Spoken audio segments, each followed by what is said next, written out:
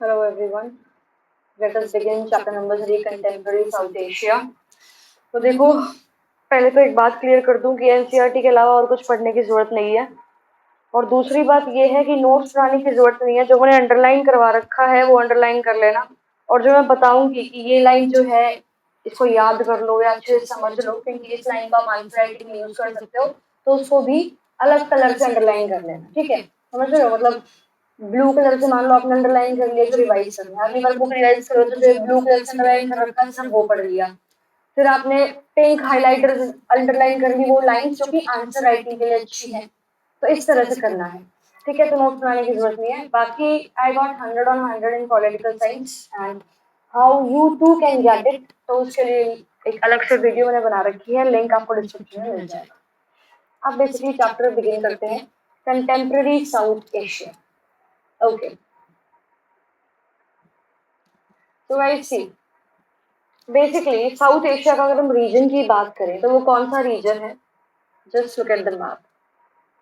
जो रीजन है ये बेसिकली साउथ एशिया का रीजन है। इसके अंदर 7 कंट्रीज हमारी आती है, बांग्लादेश, भूटान, इंडिया, मालदीव, नेपाल, पाकिस्तान और श्रीलंका। अगर आप इसके नॉर्थ में देखोगे तो यहाँ पे हिमालयाज है, ईस्ट में देखोगे तो यहाँ बे ऑफ बंगाल है, वेस्ट में देखोगे तो यहाँ पे अरेबियन सी है, इधर देखोगे साउथ में तो यहाँ पे आपका इंडियन ओशन है। ठीक है, क्लियर? और जो ये आपके फीचर्स हैं, फिजिकल फीचर्स, ये एक नेचुरल इंसुलैरिटी प्रोवाइड करता है रीजन को। इंसुलैरिटी यानी कि बाइट्स। ठीक है, एंड जो ये फीचर्स है, ज्योग्राफिकल फीचर्स है, इट इज रिस्पॉन्सिबल कि यहाँ पे लिंग्विस्टिक, सोशल और कल्चरल डिस्टिंक्टिवनेस है, यानी कि देशों में जो है सोशल और कल्चरल लिंग्विस्टिक डिफरेंसेस हैं। जो बाउंड्रीज हैं इस रीजन की, वो नॉर्थ और साउथ की तो क्लियर है कि भाई ऊपर हिमालयाज है आपका, नीचे हो गया आपका इंडियन ओशन। लेकिन ईस्ट और वेस्ट की अगर हम बाउंड्रीज की बात करते हैं तो वो इतनी ज्यादा क्लियर नहीं है। वेस्ट में से कई बार अफगानिस्तान को भी इसमें हम कंसिडर कर लेते हैं, यहाँ पे अफगानिस्तान, राइट। और ईस्ट की बात करें तो कई बार हम इसको म्यांमार जो है वो भी इस रीजन में बोल लेते हैं, इंक्लूड कर लेते हैं। ठीक है, तो जो साउथ एशिया है it basically stands for diversity in every sense. ठीक है, and yet constitutes one geopolitical space. तो ये लाइन आपकी आंसर राइटिंग के लिए काफी ज्यादा अच्छी है, इसको आप देखो, राइट। क्या है कि जो साउथ एशिया है बेसिकली वो डाइवर्सिटी है उसमें हर सेंस में, कि लिंग्विस्टिक डाइवर्सिटी है, कल्चरल डाइवर्सिटी है, सोशल डाइवर्सिटी है, लेकिन फिर भी एक जियोपॉलिटिकल स्पेस ये कॉन्स्टिट्यूट करता है। ये लाइन पक्का लिख के आना अगर क्वेश्चन आता है कि साउथ एशिया है क्या। ठीक है, अच्छा चाइना, चाइना इस रीजन में तो नहीं इंक्लूड करते, बट हाँ इस रीजन में काफी इंपॉर्टेंट प्लेयर है चाइना। बेसिकली इस चैप्टर में अगर हम साउथ एशिया वर्ड जहाँ यूज करेंगे तो उसका मतलब सिर्फ ये 7 कंट्रीज होंगी, बांग्लादेश, भूटान, इंडिया, मालदीव, नेपाल, पाकिस्तान एंड श्रीलंका। तो जो ये रीजन है यहाँ पे राइवलरी भी है कंट्रीज के बीच में, गुडविल भी है, होप भी है, डिस्पेयर भी है, म्यूचुअल सस्पिशन भी है। सस्पिशन यानी कि शक, कि जो छोटे छोटे देश है ये भूटान वगैरह, नेपाल, इनको इंडिया पे शक है थोड़ा। क्या शक है वो पढ़ाऊंगी मैं आपको आगे, राइट। और फिर भी ये लोग जो है एक दूसरे पे ट्रस्ट करके एग्जिस्ट कर रहे हैं एक ही जियोपॉलिटिकल स्पेस में।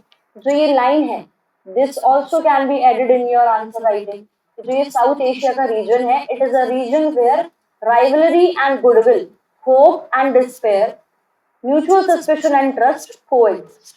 ठीक है, तो साउथ एशिया क्या है वो समझ में आ गया। ठीक है, अब देखो जो साउथ एशिया का रीजन है एक फोकस बन गया था ग्लोबल अटेंशन, जब यहाँ की 2 मेजर बड़ी बड़ी कंट्रीज जो है इंडिया और पाकिस्तान, उन्होंने न्यूक्लियर पावर्स उनके पास आ चुकी थी। ठीक है, ये जो रीजन है जैसे मैंने तुम्हें बताया कि डिस्प्यूट्स इस रीजन में है, राइट। मेजर सस्पेशन, ट्रस्ट वगैरह फिर भी है, मतलब सस्पेशन है, शक करते हैं, फिर भी ट्रस्ट के साथ रह रहे हैं। डिस्प्यूट्स है इस रीजन में, बॉर्डर डिस्प्यूट्स है देशों के बीच में, वाटर शेयरिंग डिस्प्यूट्स है देशों के बीच में, इंसर्जेंसी है कई देशों के अंदर, एथनिक स्ट्राइक है कुछ देशों के अंदर, रिसोर्स शेयरिंग पे जो है डिस्प्यूट्स है यहाँ पे लोगों देशों के अंदर बेसिकली, राइट। तो इसकी वजह से जो रीजन है बहुत ज्यादा टर्बुलेंट बन गया है, यानी कि कुछ ना कुछ कॉन्फ्लिक्ट चलता ही रहता है, हलचल कुछ ना कुछ यहाँ होती ही रहती है। ठीक है, तो इस चैप्टर में यही पढ़ेंगे हम कि क्या कॉन्फ्लिक्ट है और कैसे आपस में ये कोऑपरेट कर सकते हैं। ठीक है, और कोऑपरेट करते हैं। अब देखो, कोऑपरेट कर रहे हैं आपस में ये देश, ये इनके फॉरेन पॉलिसी और इंटरनेशनल रिलेशंस का एरिया है। अब किसी देश की फॉरेन पॉलिसी और इंटरनेशनल रिलेशन जो है वो बेस्ड होते हैं कि उस देश की internal system, internal situation, internal politics क्या है, राइट। तो पहले हम इंटरनल पॉलिटिक्स बेसिकली देखते हैं। ठीक है, अगर आपको मोटा मोटा ऊपर ऊपर से बताऊं एक बार, बिल्कुल गो थ्रू करते हुए, श्रीलंका और इंडिया में हमेशा से डेमोक्रेसी चलती आ रही थी। श्रीलंका 1948 में आजाद हुआ था, इंडिया 1947 में आजाद हुआ था ब्रिटेन से। तो तब से इन दोनों देशों में जो है थ्रू आउट इट्स एग्जिस्टेंस, यानी कि जब से दोनों देश एग्जिस्ट करते हैं, जब से ये इंडिपेंडेंट हुए हैं, तब से इन दोनों देशों में डेमोक्रेसी है। पाकिस्तान और बांग्लादेश की अगर हम बात करते हैं तो भाई यहाँ पे सिविलियन मिलिट्री रूल्स चलते आ रहे थे, फिर बाद में डेमोक्रेसी स्टैब्लिश हो गई थी। जैसे अगर हम पाकिस्तान की बात करें तो बेनजीर भुट्टो और नवाज शरीफ के टाइम पे डेमोक्रेसी थी। ठीक है, डिटेल में पढ़ाऊंगी अभी। ठीक है, लेकिन 1999 में यहाँ दोबारा से मिलिट्री कू हो गया था। उसके बाद सिविलियन गवर्नमेंट आ गई थी 2008 से, तब तक हमारे यहाँ पे सिविलियन गवर्नमेंट ही चल रही है आपकी पाकिस्तान में। ठीक है, तो देख रहे हो कितनी पॉलिटिकल इंस्टेबिलिटी थी। कभी आपका मिलिट्री रूल आ रहा है, कभी सिविलियन गवर्नमेंट आ रही है, राइट। तो ऑब्वियसली इनका जो इंटरनेशनल रिलेशन है वहां भी कुछ ना कुछ इंस्टेबिलिटी रही होगी। इंटरनली स्टेबल नहीं है तो बाहर कैसे स्टेबल रहेंगे। ठीक है, नेपाल की बात करें तो 2006 तक नेपाल एक कॉन्स्टिट्यूशनल मोनार्की था, बट 2008 में फिर मोनार्की को एबॉलिश कर दिया गया और नेपाल जो है वो एक डेमोक्रेटिक रिपब्लिक बन गया। ठीक है, बांग्लादेश और नेपाल का जो एक्सपीरियंस है उससे हम देख सकते हैं कि डेमोक्रेसी जो है वो एक्सेप्टेड नॉर्म बनता आ रहा है इस एंटायर रीजन में। ठीक है, तो ये भी आप लाइन ऐड कर सकते हो अपने आंसर्स में कि अगर साउथ एशिया पे क्वेश्चन आ जाता है तो यू कैन जस्ट से जो डेमोक्रेसी है वो बेसिकली एक एक्सेप्टेड नॉर्म है इस रीजन में। ठीक है, और भूटान की अगर हम बात करें तो 2008 में भूटान कॉन्स्टिट्यूशनल मोनार्की बन गया था। लीडरशिप किंग की थी यहाँ पे। कॉन्स्टिट्यूशनल मोनार्की तो यही है ना कि लीडरशिप किंग की है, और डेमोक्रेसी है बेसिकली मल्टी पार्टी डेमोक्रेसी थी। मॉलदीव्स की बात करें तो 1968 तक सल्तनत थी। 1968 में जो है एक रिपब्लिक बन गया था with presidential form of government.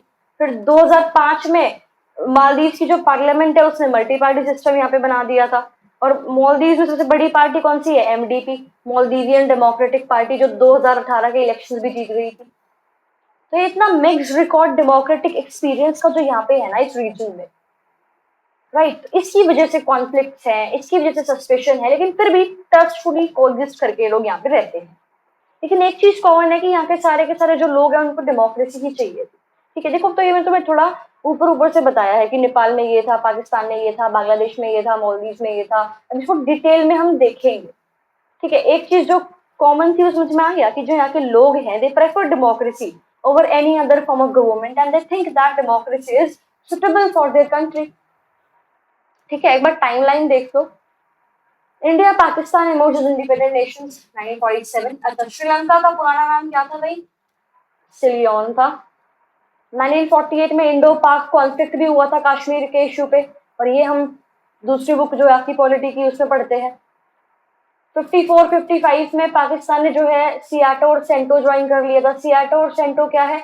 जो इसी बुक के चैप्टर 1 है, कोल्ड वॉर, पुरानी किताबों में था, 2024-25 की किताबों में नहीं है। तो वो कोल्ड वॉर वाला चैप्टर, इसलिए मैंने आपको पिछली वीडियो में बोला था कि वो कोल्ड वॉर वाला चैप्टर एक बार आप कर लेना। ठीक है, तो वो पढ़ ही लेना, SEATO, CENTO, NATO, Warsaw Pact, cold war, Cuban missile crisis, सब कुछ समझ में आ जाएगा उस वीडियो से। 1960 में इंडस वाटर ट्रीटी साइन करी थी। इसके बारे में डिटेल में पढ़ाऊंगी खैर अभी एक दो लाइन में आगे, जब हम पाकिस्तान और इंडिया का कॉन्फ्लिक्ट पढ़ेंगे, बट ये आपको याद रखना है 1960 का। 62 में आपकी इंडो चाइना वॉर हुई थी, इंडिया हार गया था, ये भी हमने इंडियन पॉलिटिक्स वाली बुक में पढ़ी है। 65 में इंडो पाक वॉर हुई थी, इंडिया जीत गया था, ये भी हमने आपका इंडियन पॉलिटी वाली बुक में पढ़ा है। 66 में ताशकंद एग्रीमेंट साइन हुई थी। 6 पॉइंट प्रपोजल आया था शेख मुजीबुर रहमान का फॉर ग्रेटर ऑटोनॉमी टू आपका ईस्ट पाकिस्तान। वो क्या सीन था, ये भी हमने 71 की वॉर में बेसिकली पढ़ा है कि भाई 1971 में जो है आपका वेस्ट पाकिस्तान और ईस्ट पाकिस्तान जो है वहाँ पे कॉन्फ्लिक्ट चल रहे थे। तो जो ईस्ट पाकिस्तान के लीडर थे शेख मुजीबुर रहमान, उन्होंने एक 6 पॉइंट प्रपोजल दिया था वेस्ट पाकिस्तान वालों को कि ये पॉइंट्स मान लो और हमें जो है थोड़ी सी राइट्स दे दो। ठीक है, हाँ, उस टाइम पे ये कुछ नहीं था कि इनको चाहिए अपना अलग से देश बांग्लादेश, नहीं। उस टाइम पे उन्होंने 6 पॉइंट प्रपोजल जो है वो प्रपोज किया था 1966 में। ठीक है, अगस्त में Indo Soviet treaty of friendship sign हुई थी 20 साल की, ठीक है। 71 में ही हुई थी जो आपकी इंडो पाकिस्तान वॉर हुई थी, बांग्लादेश को भी इंडिपेंडेंट देश बनवाया था इंदिरा गांधी ने, उस टाइम पे एक ट्रीटी साइन हुई थी। ये भी हमने इंडियन पॉलिटिक्स में ही पढ़ रखा है, ठीक है। शिमला अग्रीमेंट 1972 जुलाई, ये भी हमने इंडियन पॉलिटिक्स में कर रखा है। 1974 में इंडिया जो है न्यूक्लियर टेस्ट कंडक्ट करता है, इसका जरा कोड नेम बता दो मेरे को, कहाँ पे कंडक्ट किया था वो बता दो कमेंट्स में। 1976 में बांग्लादेश और पाकिस्तान डिप्लोमेटिक टाइज सेटअप करते हैं। 85 में जो है साउथ एशियन के लीडर्स जो है सार्क चार्टर को साइन करते हैं, first summit in Dhaka. SAARC के बारे में जो है इस चैप्टर में खैर पढ़ाऊंगी मैं, ये ध्यान रखना। फर्स्ट समिट कहाँ हुई थी? फर्स्ट समिट जो है इसकी ढाका में हुई थी। अच्छा, सार्क का हेडक्वार्टर कहाँ है? कमेंट्स में बता दो। ओके, पीसीबी कोसी पढ़ाऊंगी, ये भी बताऊंगी। ये भी फरक्का ट्रीटी, ये याद रखना कि भाई इंडिया बांग्लादेश ने जो है फरक्का ट्रीटी साइन करी थी गंगा वाटर्स को शेयर करने के लिए।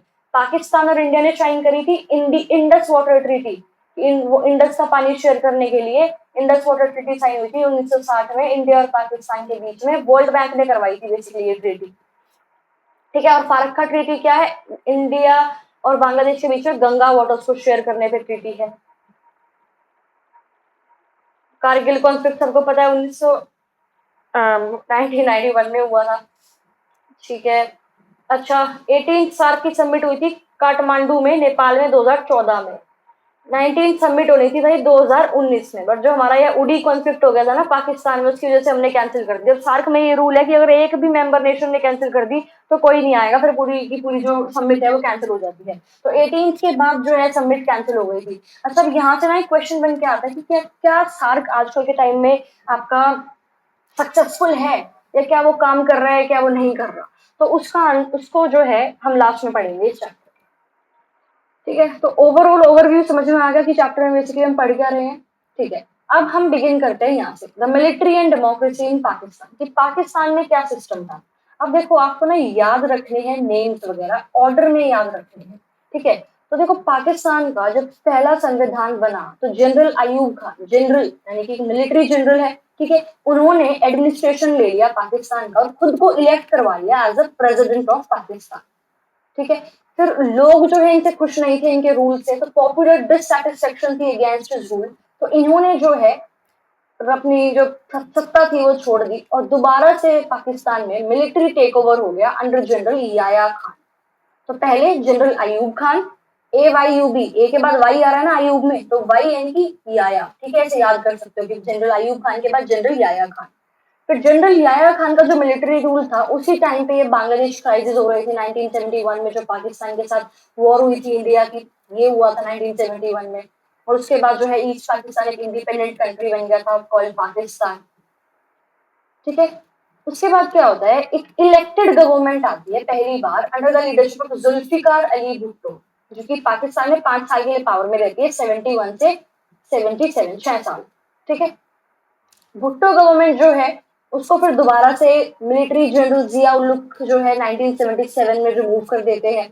अब जिया उल हक के टाइम पे क्या होता है, प्रो डेमोक्रेसी मूवमेंट चल रही होती है पाकिस्तान में कि भाई डेमोक्रेसी चाहिए हमें, तो 1982 में स्टार्ट होती है कि हमें डेमोक्रेटिक गवर्नमेंट चाहिए। तो दोबारा से 1988 में बेनजीर भुट्टो के टाइम पे जो है डेमोक्रेटिक गवर्नमेंट आई थी दूसरी बार पाकिस्तान में, ठीक है। और जो इनकी पार्टी थी पाकिस्तान पीपल्स पार्टी, और उस टाइम पे पाकिस्तान की पॉलिटिक्स में इनकी party, she is a lady, okay, Benazir Bhutto, इनकी पार्टी और जो मुस्लिम लीग थी उसमें जो है पॉलिटिक्स चलती थी, कंपटीशन चलता था पाकिस्तान में, ठीक है। फिर ये डेमोक्रेसी चल रही थी आपकी, आराम से चल रही थी। देखो, ये कब हुई थी इलेक्टेड? 88 में, 88 से आराम से 99 तक आपकी डेमोक्रेसी यहाँ पे चल रही थी। 99 में यहाँ पर दोबारा से आपका मिलिट्री कू हो जाता है। जनरल परवेज मुशर्रफ जो है वो नवाज शरीफ जो प्राइम मिनिस्टर थे, वो इलेक्टेड प्राइम मिनिस्टर, उनको हटा देते हैं और खुद सत्ता में आ जाते हैं। 2001 में खुद को इलेक्ट कर लेते हैं as a president of Pakistan, ठीक है। पाकिस्तान जो है फिर it continues to be ruled by army. फिर भी जो आर्मी रूलर्स हैं इलेक्शन करवा लेते हैं थोड़े बहुत, कि एक हमारी देश की डेमोक्रेटिक इमेज बनी रहे, ठीक है। फिर उसके बाद 2008 में फाइनली यहाँ पे जो है डेमोक्रेसी का रूल ही चल रहा है। तो ये टाइमलाइन समझ में आई? टाइमलाइन याद रखनी है बेसिकली।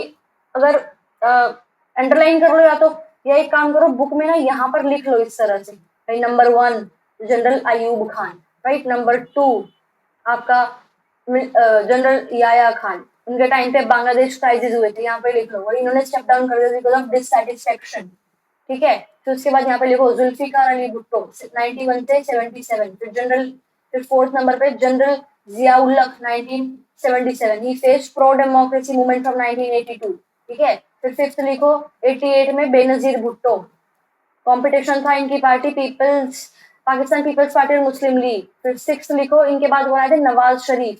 फिर 7th नवाज शरीफ को उठा दिया था जनरल परवेज मुशर्रफ ने, ठीक है, 1999 में। फिर उसके बाद 2008 से आपका ये रूल आ रहा है। तो ये आपके जो पॉइंट्स हैं 7 पॉइंट्स, ये इस तरह से लिख लो कोने में ईयर के साथ साथ, तो आप टाइमलाइन जब बाद में रिवाइज करनी पड़ेगी तो बुक उठाई, इसको रिवाइज कराना हो गया, ठीक है। तो ये पाकिस्तान का बेसिकली इंटरनल पॉलिटिकल सिचुएशन थी उस टाइम, ठीक है। अब पाकिस्तान जो है वो स्टेबल डेमोक्रेसी क्यों नहीं बना पा रहा था? देखो एक तो यहाँ से क्वेश्चन तो यही आ सकता है कि साउथ एशिया क्या है, तो वो तो मैंने आपको तुम्हें बता ही दिया साउथ एशिया क्या है। फिर क्वेश्चन आ सकता है कि भाई एक्सप्लेन करो कि क्या मिलिट्री और डेमोक्रेसी सिचुएशन थी, डेमोक्रेटिक सिचुएशन थी पाकिस्तान में, पाकिस्तान का जो है पॉलिटिकल सिनेरियो एक्सप्लेन करो, तो ये सब लिखना है। फिर क्वेश्चन आप यहाँ तक लिखोगे आप, राइट, ये भी लिख सकते हो उसके अंदर अगर ज्यादा बड़ा क्वेश्चन आता है तो, ठीक है। तो उसके बाद क्वेश्चन यहाँ से अलग भी बन जाता है कि यार पाकिस्तान में जो है वो एक स्टेबल डेमोक्रेसी क्यों नहीं बन पा रही, डायरेक्ट क्वेश्चन ये बनता है।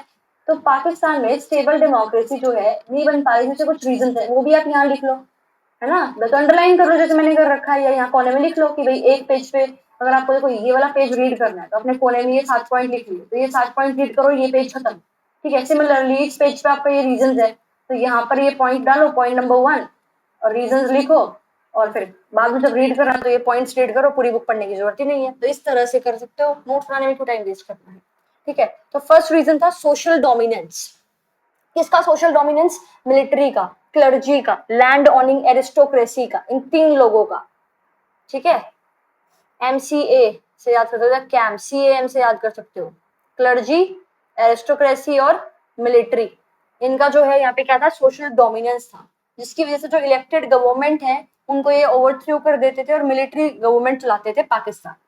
दूसरा जो रीजन था वो था पाकिस्तान और इंडिया का कॉन्फ्लिक्ट। ये मिलिट्री लोगों ने क्या बोल रखा था कि भाई ये जो पॉलिटिकल पार्टीज हैं पाकिस्तान में वो फ्लॉड है, और उसकी वजह से पाकिस्तान की जो सिक्योरिटी है वो खतरे में है, जो सेल्फिश माइंडेड पार्टीज हैं उसकी वजह से हम इंडिया से नहीं बच पाएंगे। तो इसलिए जो मिलिट्री है वो उसका पावरफुल होल्ड था पाकिस्तान, ठीक है। एक तो ये रीजन था, और ये जस्टिफाई करते थे इसी पॉइंट को देके कि भाई अगर ये सेल्फिश माइंडेड पार्टीज आ गई तो पाकिस्तान का नुकसान हो जाएगा, तो मिलिट्री लोग पावर बनाए रखते थे, ठीक है। तीसरा पॉइंट था कि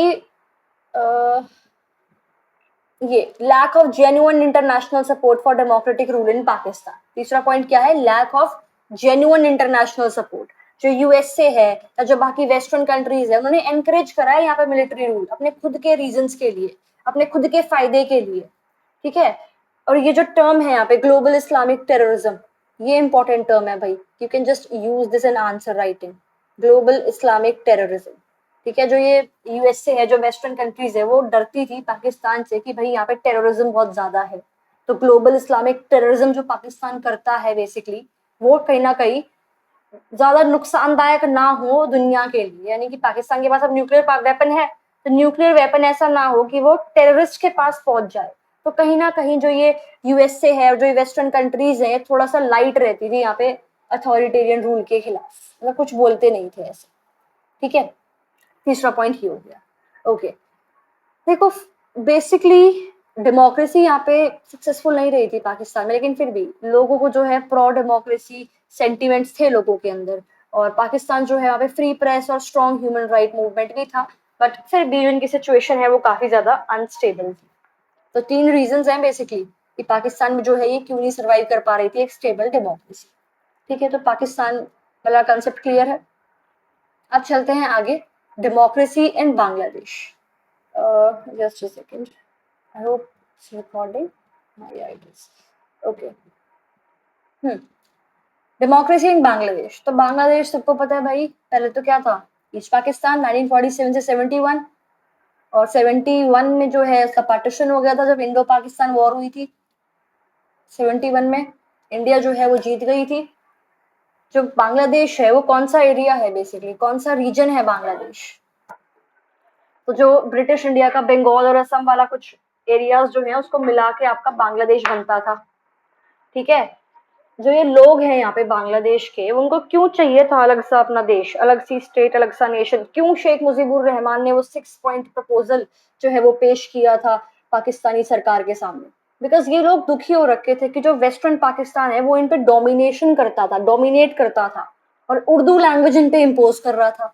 ये लोग कह रहे थे भाई हम तो बंगाली हैं, राइट, हमें ना तो आपने फेयर रिप्रेजेंटेशन दे रखा एडमिनिस्ट्रेशन में, ना ही फेयर शेयर दे रखा पॉलिटिकल पावर में, और आप हमारे बंगाली कल्चर और लैंग्वेज को भी खत्म करना चाहते हो। तो ये जो अनफेयर ट्रीटमेंट कर रहा था वेस्ट पाकिस्तान, ईस्ट पाकिस्तान पे, उसकी वजह से these people actually wanted basically अलग से स्टेट, इंडिपेंडेंट स्टेट, ऑटोनॉमी चाहते थे अपने ईस्टर्न रीजन के लिए। तो जो ऑटोनॉमी चाहते थे उसके लिए उन्होंने क्या करे, प्रोटेस्ट करे, स्ट्रगल, पॉपुलर स्ट्रगल जो है वो किया against your west Pakistani domination. और उसके हेड कौन थे? शेख मुजीबुर रहमान, बांग्लादेश में थे, राइट, ईस्ट पाकिस्तान के। और जो शेख मुजीबुर रहमान है, इनकी जो पार्टी है उसका नाम था क्या? अवामी लीग।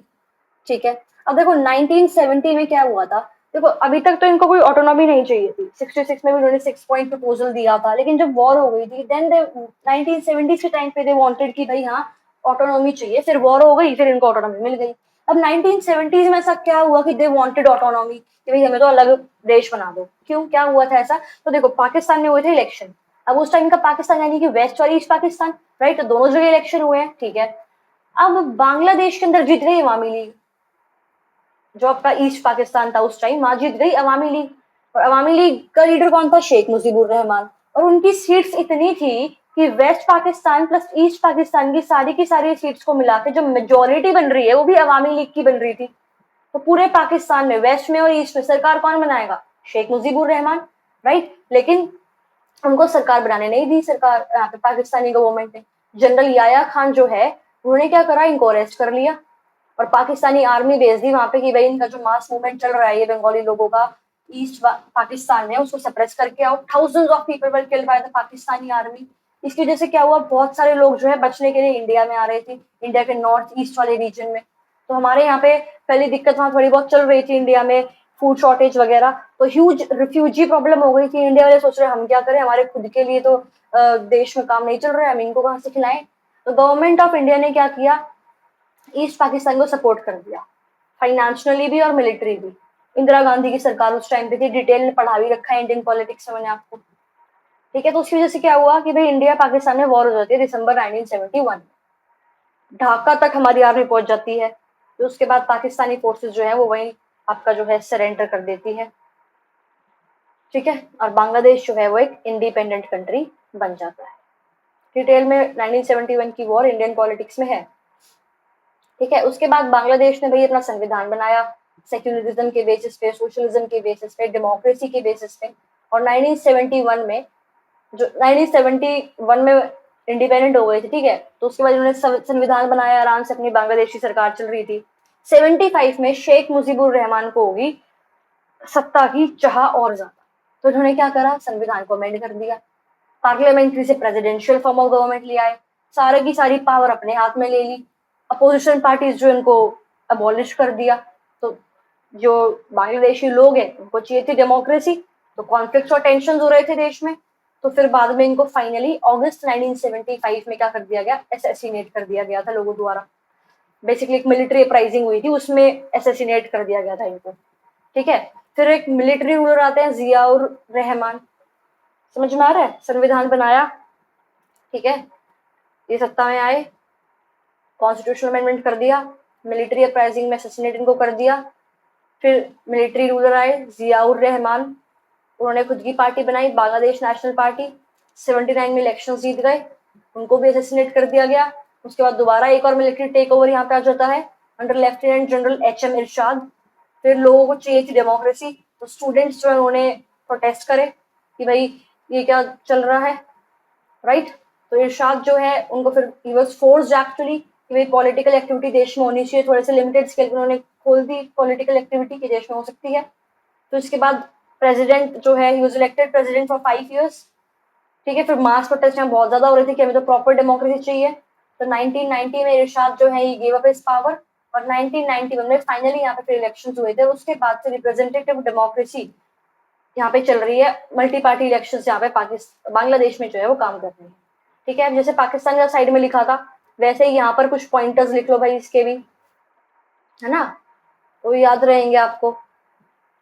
जैसे फर्स्ट पॉइंट लिखो 71 में आजाद हुआ था। सेकंड पॉइंट लिखो बांग्लादेश जो है equal to Bengal plus Assam. Third point लिखो उर्दू की imposition, domination of western Pakistan, no share in administrative and political power. तीसरा रीजन हो गया, ठीक है, तीसरा पॉइंट हो गया। फोर्थ पॉइंट लिखो popular struggle against west Pakistan domination by Sheikh Mujibur Rahman who was the member of Awami League. इसको लिख लो छोटा छोटा सा करके, ठीक है। फिफ्थ पॉइंट लिखो Awami League won 1970 elections but Sheikh Mujibur Rahman arrested. Six point लिखो military rule general Yahya Khan, thousands of Bangladeshi were killed, high refugee problem for India। Seventh point लिखो फाइनेंशियल ईयर मिलिट्री जो है इंडिया ने हेल्प किया, ठीक है।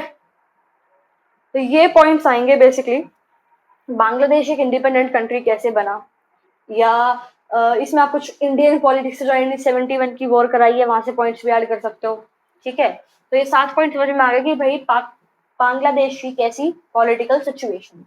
अब वहां लीडर्स कौन कौन थे वो आपको ध्यान रखने हैं। तो पहला पॉइंट लिखो संविधान बनाया 75 में शेख मुजीबुर रहमान। सेकेंड पॉइंट लिखो कि भाई 75 में अगस्त में इनको असैसिनेट कर दिया गया। थर्ड पॉइंट लिखो कि Ziaur Rahman national party and in 79 में इलेक्शन जीत गए। फोर्थ पॉइंट लिखो इनको भी असैसिनेट कर दिया गया और एच.एम. इरशाद बन गए। फिफ्थ पॉइंट लिखो 1990 में इन्होंने सरकार छोड़ दी because of democracy, pro election, pro protest यहाँ पे थे। तो 1991 के बाद से यहाँ पे क्या चलती आ रही है आपकी representative democracy with multi party elections, ठीक है। So this was all about Bangladesh. अब चलते हैं नेपाल पे। तो नेपाल बेसिकली एक हिंदू किंगडम था। अगर क्वेश्चन आ जाता है कि पॉलिटिकल सिचुएशन, पॉलिटिकल सिनेरियो बता दो नेपाल का, पॉलिटिकल इमेज क्या थी नेपाल की, तो पहला पॉइंट नेपाल जो है एक हिंदू किंगडम था और एक कॉन्स्टिट्यूशनल मोनार्की था, ठीक है। दूसरा पॉइंट लोग जो है यहाँ पे चाहते थे एक responsive system of democratic government, ठीक है।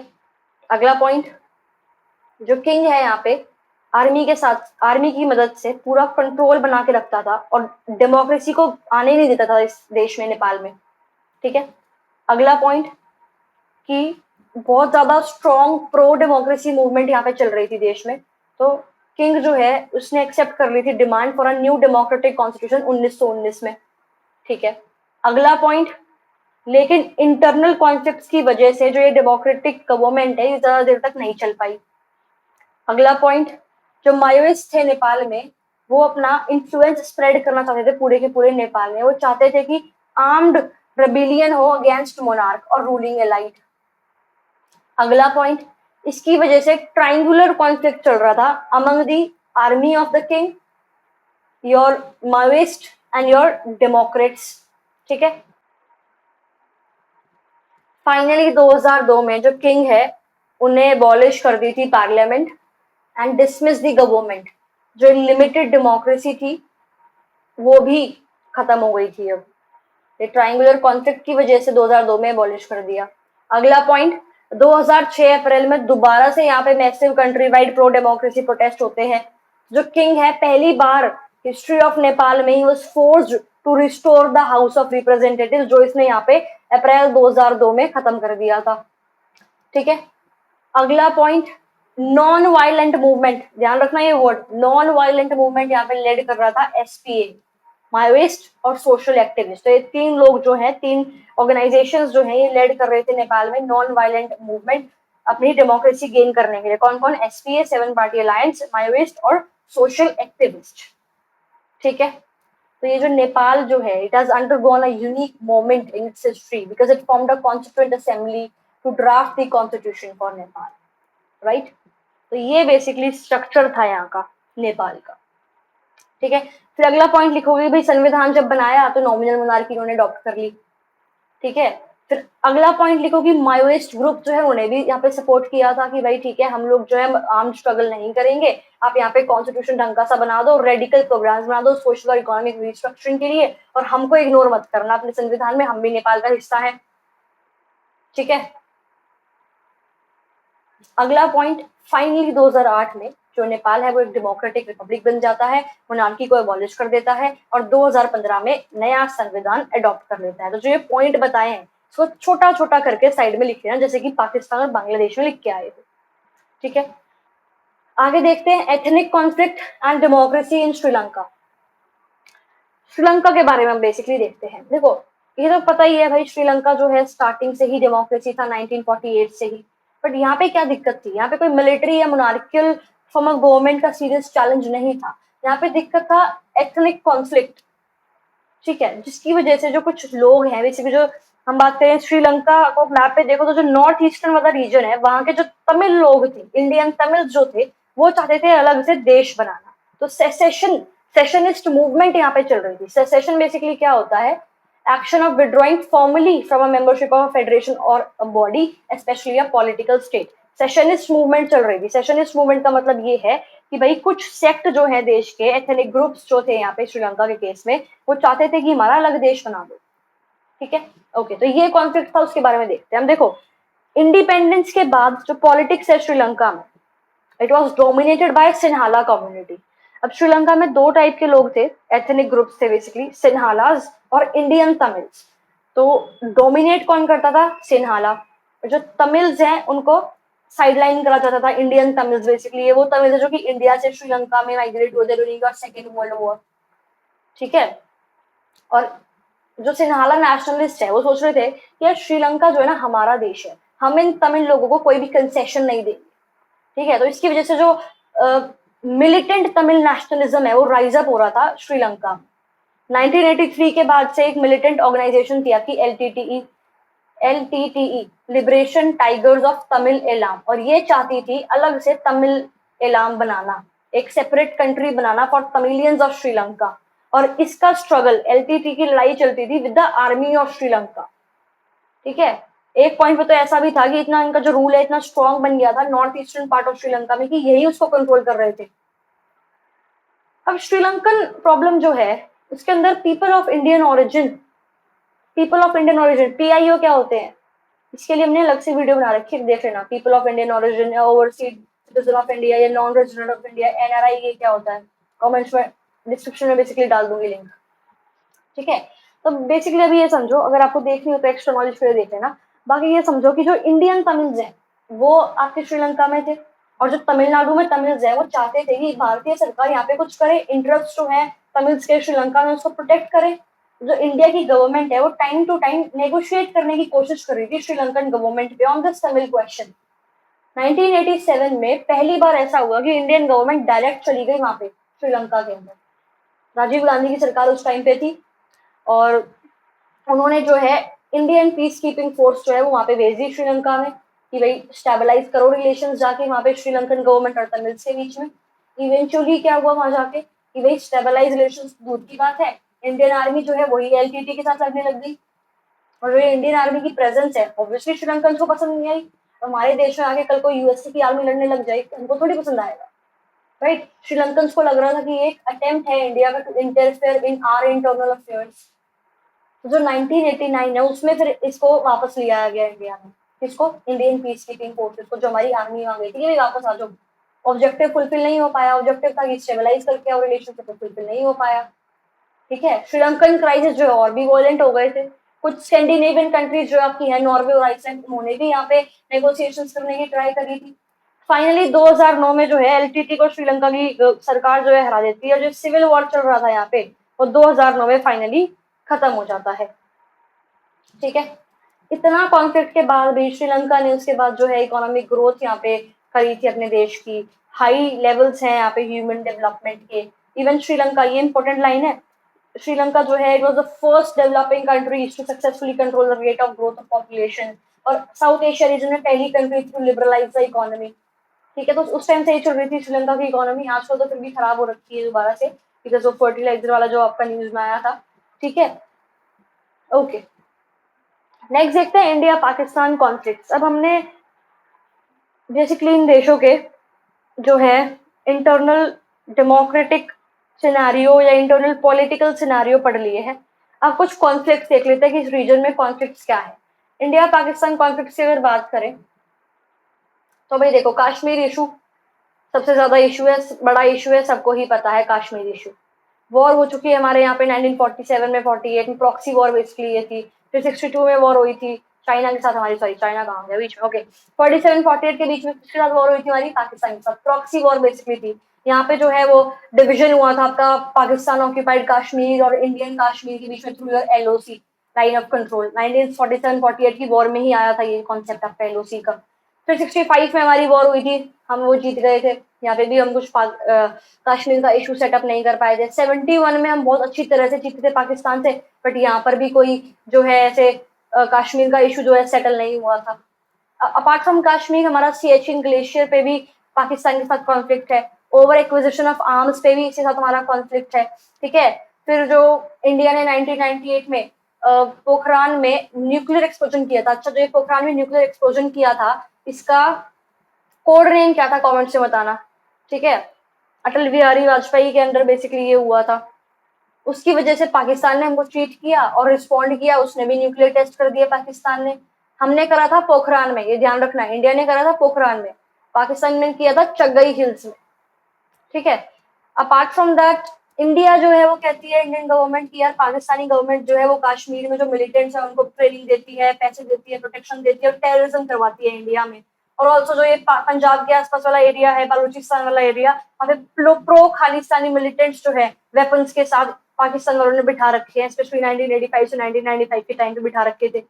और जो पाकिस्तान की स्पाई एजेंसी है आईएसआई, इंटर सर्विसेज इंटेलिजेंस, उसको भी इंडियन सरकार बोलती है, भारतीय सरकार कहती है कि भाई आप इंडियन कैंपेन्स करवाते हो इंडिया के नॉर्थ ईस्ट में, और सीक्रेटली आप इंडिया पे नजर रखते हो बांग्लादेश और नेपाल की टेरिटरी के थ्रू। पाकिस्तान की सरकार भी फिर बदले में जो है इंडियन गवर्नमेंट पे ब्लेम लगाती है और इंडियन सिक्योरिटी एजेंसीज पे ब्लेम लगाती है कि जो हमारा जो सिंध बालूचिस्तान वाला एरिया है वहां पे आप जो है ट्रबल क्रिएट करते हो, भड़काते हो लोगों को। अपार्ट फ्रॉम ये बॉर्डर डिस्प्यूट, हमारा रिवर वाटर पे भी डिस्प्यूट है पाकिस्तान के साथ। जब इंडस बेसिन जो है, इंडस रिवर के पानी को शेयर करने में डिस्प्यूट था, फिर उसके बाद 1960 में वर्ल्ड बैंक की हेल्प से इंडिया पाकिस्तान ने जो है इंडस वाटर ट्रीटी जो है वो साइन करी थी। अपार्ट फ्रॉम दिस जो सर क्रीक वाला रीजन है, अगर आप गुजरात वाला रीजन देखोगे ऐसे, तो गुजरात वाला रीजन जो है, गुजरात वाला रीजन जो है ये, यहाँ पे आपका सर क्रीक वाला एरिया है, बेसिकली मैरी टाइम डिस्प्यूट है वो, मतलब पानी के अंदर वो एरिया है और इंडिया नहीं छोड़ना चाहता उसको क्योंकि वो हमारा ही है। पाकिस्तान बोलता है कि नहीं हमारा है, तो उस पर डिस्प्यूट है। वहां पर रिसोर्सेज काफी अच्छे हैं, सर क्रीक में फिशिंग ग्राउंड है वो काफी अच्छा सा इंडियन ओशन का। ठीक है। तो ये सारे डिस्प्यूट्स है। अब ऐसा नहीं है इंडियन पाकिस्तान के बीच में ही इस एरिया में डिस्प्यूट है, बाकी देशों के बीच में डिस्प्यूट है। जैसे अगर हम बात करें, हाँ इंडिया के डिस्प्यूट देखो चलते ही रहेंगे क्योंकि इंडिया जो है यहाँ पे सबसे बड़ा देश है। बाकी देशों के बीच में भी यहाँ पे डिस्प्यूट है, बट फिर भी अगर हम इंडिया की बात करें तो जो इंडिया के डिस्प्यूट्स हैं वो थोड़े ज्यादा है यहाँ पे। उसका रीजन यही है कि इंडिया जो है वो एक ऐसा इकलौता देश यहाँ पे है जो हर एक देश के साथ बॉर्डर शेयर करता है। ठीक है। तो देखो, इंडिया बांग्लादेश का जो है दिक्कत गंगा ब्रह्मपुत्र रिवर वाटर को शेयर करने में था, और गंगा का वाटर शेयर करने के लिए हमने फारूका ट्रीटी तो साइन करी है। ठीक है। तो कॉपरेशन तो हम करते ही रहते हैं। पढ़ा था ना स्टार्टिंग में कि भाई म्यूचुअल सस्पेशन और ट्रस्ट, कॉपरेशन वगैरह सब कुछ है यहाँ पे। अपार्ट फ्रॉम दैट बांग्लादेश से ना कई लोग हमारे इंडिया में आ जाते हैं नॉर्थ ईस्ट वाले रीजन में, तो वो हमारे यहाँ पे क्या हुआ, इलीगल इमाइग्रेशन। और बांग्लादेशी लोग कहते हैं कि बांग्लादेशी सरकार कहती है कि ये लोग हमारे नहीं है, तो उस पर थोड़ा इनका इशू चलता रहता है। ठीक है।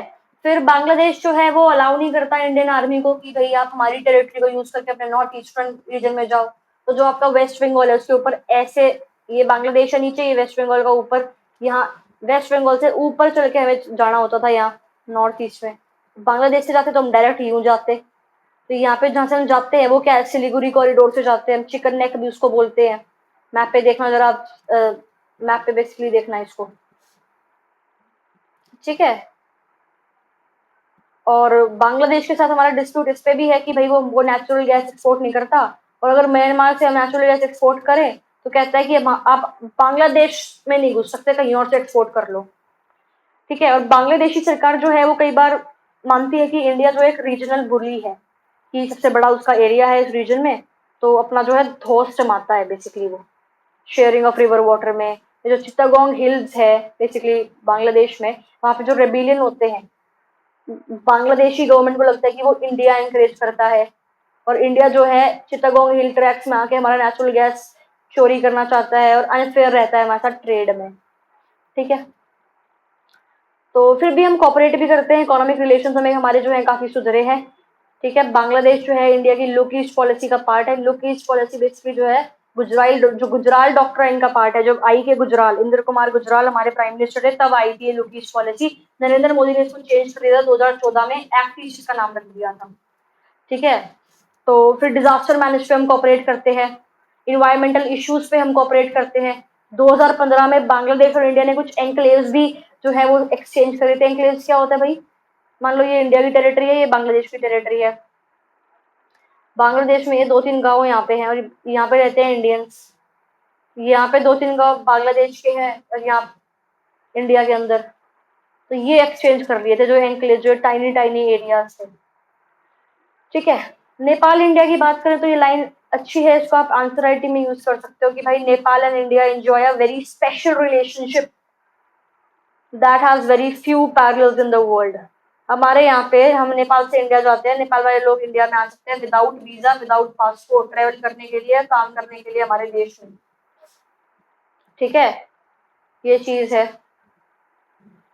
ट्रेड रिलेटेड डिस्प्यूट थोड़े बहुत हमारे चलते रहते थे पास्ट में, बट अब तो नहीं है।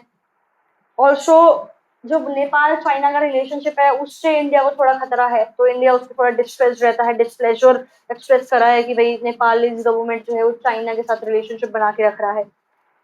फिर नेपाल में माओइस्ट मूवमेंट चलती रहती है, तो उसकी वजह से इंडिया में नक्सलाइट ग्रुप जो है वो बढ़ जाते हैं, बिहार में, नॉर्थ में और आंध्र प्रदेश तक। और जो लीडर्स हैं, जो सिटीजन है नेपाल के, वो सोचते हैं कि इंडियन गवर्नमेंट हमारे इंटरनल अफेयर्स में जो है वो इंटरवेन करता है, और जो रिवर वाटर और हाइड्रो इलेक्ट्रिसिटी यहाँ पे इसने बना रखी है अपने बॉर्डर पे, तो हमें जो है प्रिवेंट करता है, बेसिकली नेपाल को प्रिवेंट करता है इंडियन ओशन का एक्सेस के लिए थ्रू इंडियन टेरिटरी, ऐसा बोलता है नेपाल। ठीक है, फिर भी जो इंडो नेपाल रिलेशंस है वो स्टेबल है और पीसफुल है। डिफरेंसेस बेसिकली ओ trade, scientific cooperation, common natural resources, electricity generation, interlocking water management grids पे हम लोग काम करते हैं साथ में। और अब तो नेपाल में 2015 में डेमोक्रेसी भी आ गई है, तो हमें लगता है कि जो हमारे रिलेशंस है वो इम्प्रूव हो जाएंगे बिकॉज ऑफ दिस डेमोक्रेसी। ठीक है, फिर difficulties in relationship between the governments of India and Pakistan जो है मोस्टली वो एथनिक कॉन्फ्लिक्ट पे है। इंडियन लीडर्स और सिटीजन जो है they found it impossible to remain neutral. जब तमिल जो है वो पॉलिटिकली अनहैप्पी और उनको मारा जाता है श्रीलंका में, तो जो ये मिलिट्री इंटरवेंशन था 1987 का, उसके बाद जो इंडियन गवर्नमेंट है वो प्रेफर करता है पॉलिसी ऑफ डिसएंगेजमेंट कि भाई हम नहीं घुसेंगे इसकी इंटरनल ट्रबल में। एफटीए हमने साइन कर रखा है श्रीलंका के साथ, free Trade agreement. Post tsunami reconstruction में हमने हेल्प करी थी श्रीलंका को। अभी कोविड के टाइम पे मैंने कितनी ज्यादा हेल्प करी है श्रीलंका को। ठीक है, और अभी यहाँ पे जो इतनी दिक्कत चल रही थी फॉरेन एक्सचेंज रिजर्व की, तब भी हमने लोन दिया है श्रीलंका को, हेल्प कराई है ऑब्वियसली। भूटान की बात करें तो इतना कोई मेजर कॉन्फ्लिक्ट नहीं है हमारा भूटान के साथ। इवन जो भूटान के मोनार्क है उन्होंने हमारी हेल्प ही करी है कहीं ना कहीं। जो नॉर्थ ईस्टर्न इंडिया में मिलिटेंट और गुरिल्ला वॉरफेयर होता था उसको जो है थोड़ा सा इन्होंने खत्म करवाया है नॉर्थ ईस्टर्न इंडिया में। ठीक है, इंडिया जो है वो हाइड्रो इलेक्ट्रिसिटी प्रोजेक्ट जो है वो बनाता है भूटान में। और ये आप इस लाइन को इस तरह से लिख सकते हैं भाई, भूटान की जगह हिमालयन किंगडम यूज कर लो वर्ड, आंसर राइटिंग में यूज कर सकते हो कि भाई इंडिया जो है वो भूटान का बिगेस्ट सोर्स है डेवलपमेंट एड का। इसकी जगह आप लिख सकते हो कि इंडिया जो है वो हिमालय किंगडम कॉमा भूटान का बिगेस्ट सोर्स है डेवलपमेंट एड का। ठीक है, मॉलदीव के साथ बात करें तो हमारे रिलेशन काफी वार्म और कॉर्डियल रिलेशनशिप है। देखो नवंबर 1988 में क्या होता है ना, कुछ तमिल मर्सनरीज जो है वो बेसिकली श्रीलंका से वो जो है अटैक करते हैं मॉलदीव को, तो इंडिया की एयरफोर्स और नेवी, ध्यान रखना एयरफोर्स और नेवी वो जो है हेल्प करती है फिर यहाँ पे मॉलदीव्स को। और टूरिज्म जो है, फिशरीज जो है, इकोनॉमिक डेवलपमेंट जो है उसकी तरफ भी इंडिया ने काफी ज्यादा कंट्रीब्यूट करा है फॉर मॉलदीव्स, राइट, मॉलदीव के इकोनॉमिक डेवलपमेंट में, मॉलदीव की टूरिज्म वगैरह में। ठीक है, तो ये मैंने तुम्हें बताया था, ये लाइन आंसर राइटिंग में लिख सकते हो भाई। इंडिया का जो साइज है और जो पावर है उसकी वजह से लोग जो है इंडिया के आसपास की जो कंट्रीज है वो इंडिया को थोड़ा शक की नजर से देखती है, लेकिन इंडियन गवर्नमेंट जो है वो बेसिकली एक्सप्लॉइटेड फील करती है बाय नेबर्स, क्योंकि वो इंडियन गवर्नमेंट खुश नहीं रहती कि भाई इतनी ज्यादा पॉलिटिकल इंस्टेबिलिटी है इनके आसपास, राइट। तो बाहर का कोई भी देश आके यहाँ पे जो है अपना कब्जा एस्टेब्लिश कर सकता है। तो और जो स्मॉलर कंट्रीज है उनको लगता है कि यार इंडिया जो है एक रीजनली डोमिनेंट पावर बनना चाहता है, ठीक है। अब साउथ एशिया में सारे conflict between India and neighbours नहीं है। अभी तक सारे ये जो बताया मैंने तुम्हें, India Maldives, India Bhutan, India Nepal, India Bangladesh, India Pakistan, सब कुछ इंडिया के साथ नहीं है। नेपाल भूटान में भी कुछ कॉन्फ्लिक्ट है, जैसे कि जो एथनिक नेपालीज हैं वो भूटान में माइग्रेशन कर जाते हैं, तो ये दिक्कत चलती है भूटान वालों को। बांग्लादेश म्यांमार में डिसएग्रीमेंट है कि भाई जो म्यांमार से रोहिंग्याज है वो बांग्लादेश में आते हैं, इंडिया में भी आते हैं वैसे रोहिंग्या, तो म्यांमार से हमें भी दिक्कत है ये, ठीक है। बांग्लादेश और नेपाल जो है वो उनको थोड़ा सा रिवर वाटर शेयरिंग पे डिस्प्यूट्स है, लेकिन फिर भी अगर इस एरिया में देखें तो इंडिया सबसे बड़ा देश है, तो मेजर कॉन्फ्लिक्ट डिफरेंसेस जो है वो बिटवीन इंडिया और अदर्स ही है, because geography of the region अगर हम देखें तो इंडिया सेंट्रली लोकेटेड है और it is the only country that borders the others, right. अब हम पीस कॉपरेशन कैसे करते हैं एक दूसरे के साथ, क्या हम हमेशा लड़ते रहते हैं? नहीं, हमने जो है समझी है कि भाई इंपॉर्टेंस है कॉपरेशन की, फ्रेंडली रिलेशनशिप की अमंग आवरसेल्व्स, तभी हम जो है कोई बाहर से आगे हम पे रूल नहीं कर सकता अगर हम साथ में कॉपरेट होकर रहेंगे, एकजुट होकर रहेंगे। तो उसके लिए हमने एक रीजनल ऑर्गेनाइजेशन बनाई थी, SAARC, South Asian Association for Regional Cooperation. Basically इसमें ये सोचा था हमने कि भाई हम जो है अपने डिस्प्यूट्स को मल्टीलेटरल तरीके से कॉपरेट करेंगे। 1985 में ये बना था। अब मेरे को बताना कि पहली इसकी समिट कहाँ हुई थी, लेटेस्ट समिट इसकी कहाँ हुई है, 19 समिट कैंसिल क्यों हुई थी और इसका हेडक्वार्टर कहाँ है, कमेंट्स में बताना, ठीक है। अब देखो ये जो ये देश है साउथ एशिया के, इनमें बहुत ज्यादा पॉलिटिकल डिफरेंसेस है, तो उसकी वजह से सार्क जो है वो इतना सक्सेसफुल नहीं हुआ है, ठीक है। सार्क के मेंबर्स ने एक SAFTA, South Asian Free Trade Agreement sign किया था। बेसिकली इनका एम था कि साउथ एशिया को एक फ्री ट्रेड जोन हम बना देंगे, ठीक है। अगर फ्री ट्रेड हुआ across the borders of every nation in south Asia तो काफी पीस और कॉपरेशन हमारे यहाँ पे एरिया में जो है वो सेटअप होगा, तो इसी के लिए साफ्ता लेके आए थे। इस साफ्ता जो एग्रीमेंट है इसको 2004 में साइन किया गया था और 1 जनवरी 2006 से इसको लागू कर दिया गया था। साफ्ता का एम ये था कि जो ट्रेड टैरिफ्स हैं, जो टैक्स लगते हैं एक्सपोर्ट इंपोर्ट पे, उसको कम करा जाएगा, ठीक है। लेकिन कुछ नेबर्स जो इंडिया के हैं वो सोचते थे कि यार साफ्ता जो है एक तरीका है इंडिया का हमारे मार्केट में घुसने का, हमारी सोसाइटीज को इन्फ्लुएंस करने का, हमारे पॉलिटिक्स को इन्फ्लुएंस करने का, ठीक है। लेकिन इंडिया सोचता था कि इससे हमको रियल इकोनॉमिक बेनिफिट्स मिलेंगे साफ्ता से सारे देशों को, हम और अच्छे तरह से बेटर कॉपरेशन कर पाएंगे आपस में पॉलिटिकल इश्यूज पर भी, ठीक है। और इंडिया के कुछ लोग सोचते थे कि भाई साफ्ता जो है इतना कोई वर्थ साइनिंग पैक्ट नहीं था, कि इंडिया के पहले ही जब बायलेटरल एग्रीमेंट्स हैं भूटान नेपाल श्रीलंका के साथ हमने एफटीए साइन कर रखे हैं, तो इस साफ्ता की क्या जरूरत थी, ठीक है। बाकी अगर इस रीजन में हम देखें इंडिया पाकिस्तान रिलेशंस जो है वो एंडेमिक कॉन्फ्लिक्ट और वायलेंस का टॉपिक बेसिकली यहाँ पे है। एफर्ट्स हमने किए हैं टेंशन को मैनेज करने के लिए इस एरिया में और पीस बिल्ड करने के लिए। जो दोनों कंट्रीज हैं पाकिस्तान बांग्लादेश, सॉरी पाकिस्तान और इंडिया, हमने कॉन्फिडेंस बिल्डिंग मेजर्स लिए हैं to reduce the risk of war. हमने कोलैबोरेट किया है कि कैसे ना कैसे करके फ्रेंडशिप का एटमॉस्फेयर यहाँ पे बनाया जाए, ठीक है। बस रूट ओपन हुए अटल बिहारी वाजपेयी के टाइम पे आपके, है ना। वीजाज जो है वो आसानी से मिलने लग रहे थे लोगों को, लेकिन जो सिचुएशन है अब चेंज हो चुकी है, इसका कोई ऐसा जो है फायदा नहीं था, सिचुएशन अब चेंज हो रही है, ठीक है। इस लाइन को आप अपने आंसर्स में लिख सकते हो भाई कि no region exist in vacuum, बहुत इंपॉर्टेंट लाइन है, बहुत अच्छी लाइन है कि भाई कोई भी रीजन जो है अपने आप को इंसुलेट नहीं कर सकता नॉन रीजनल पावर से। नॉन रीजनल पावर जैसे कि चाइना और यूएस से, कि भाई ये हमारे रीजन में नहीं है बट ये फिर भी यहाँ पे साउथ एशियन पॉलिटिक्स में की प्लेयर्स है। इंडिया चाइना रिलेशनशिप जो है वो सिग्निफिकेंटली इंप्रूव हो रहा है पिछले 10 सालों में, लेकिन वही जो हमारा साउथ एशिया में एक नेबर है पाकिस्तान, चाइना का रिलेशन उसके साथ ज्यादा अच्छा बन रहा है जो कि हमारे लिए इंडिया के लिए अच्छा नहीं है, राइट। बाकी अमेरिका की बात करें तो कोल्ड वॉर के बाद जो है अमेरिका की पावर यहाँ बढ़ रही है, बेशक उसको सॉफ्ट पावर मान लो, अमेरिकन कल्चर वेस्टर्न कल्चर लोग यहाँ पे जो है अपना रहे हैं, राइट। इकोनॉमिक रिफॉर्म्स जो है जैसे देश जैसे मैंने तुम्हें बताया था कि भाई पाकिस्तान इंडिया चाइना तीनों जो देश हैं ये कैपिटलिज्म की तरफ मूव कर रहे थे बाद में। 1991 में इंडिया ने जो है रिफॉर्म्स करे थे, 78 में चाइना ने करे थे, पाकिस्तान में 1980s के अराउंड में रिफॉर्म्स आए थे, आपके इकोनॉमिक रिफॉर्म्स, एलपीजी की पॉलिसी वगैरह। ये पॉलिसी है कहाँ की? अमेरिका की तो पॉलिसी है, राइट? तो इसकी वजह से साउथ एशिया में अमेरिका का जो पार्टिसिपेशन है वो और डेप्थ में बढ़ रहा था, ठीक है? साउथ एशिया के लोग जो है वो माइग्रेट होते हैं, आपके यूएसए में जाते हैं वहाँ पे काम करने, ठीक है? तो बेसिकली यही आपका चैप्टर था। ये जो लास्ट का कंक्लूडिंग पैराग्राफ है, इसको आप आंसर राइटिंग में ऑब्वियसली यूज कर सकते हो। काफी अच्छी लाइन लगती है मेरे को ये वाली, अगर हम इसको देखें कि जो साउथ एशिया का रीजन है ये हमेशा एक कॉन्फ्लिक्ट प्रोन जोन तो रहेगा, ठीक है? मतलब दो केस हो सकते हैं कि या तो साउथ एशिया का रीजन एक कॉन्फ्लिक्ट प्रोन जोन रहे, या जो कॉमन कल्चरल फीचर्स है, ट्रेड इंटरेस्ट है इन लोगों के, उसको देखते हुए एक अच्छा स्ट्रॉन्ग रीजनल ब्लॉक इस देश में बन जाए कि कोई भी आउटसाइड पावर यहाँ पे अपना दबदबा ना एस्टैब्लिश कर सके, ठीक है? तो दोनों में से कोई एक पॉसिबिलिटी हो सकती है। अब ये डिपेंड किस पे करता है? यहाँ पे साउथ एशिया में रहने वाले लोगों के ऊपर और साउथ एशिया के देशों को रूल करने वाली सरकारों के ऊपर। किसी आउटसाइड पावर पे नहीं करता है, कोई आउटसाइड पावर जबरदस्ती नहीं सेटअप कर सकती अपना बेस यहाँ पे आके। डिपेंड करता है वहां के लोग और वहां के सरकार के ऊपर, ठीक है? So this was a chapter. If you have any doubts, you can just type in the comment section, and also don't forget to check the description of this video.